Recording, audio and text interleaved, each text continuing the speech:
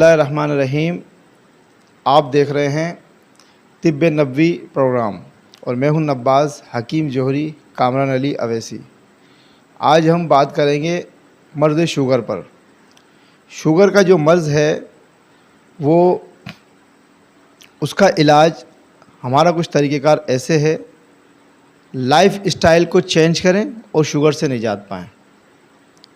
Life style آپ کی کیسے چینج ہوگی کہ آپ نے وقت پر سونا ہے اور لمیٹڈ کھانا ہے, زیادہ آپ نے نہیں کھانا, اور دیر سے ہضم ہونے والی غذا اس سے پرہیز کرنا ہے, اور چکنائی والی چیزوں سے پرہیز کرنا ہے. دلیا, جو کا دلیا یا گندم کا دلیا آپ نے استعمال کرنا ہے دن میں ایک ٹائم. گندم کا دلیا جو ہے اسے بتانے کا مقصد یہ ہے کہ گندم کے دلیے کا جو چھلکا ہے, یعنی گندم کا جو چھلکا ہے, وہ شوگر کا علاج ہے.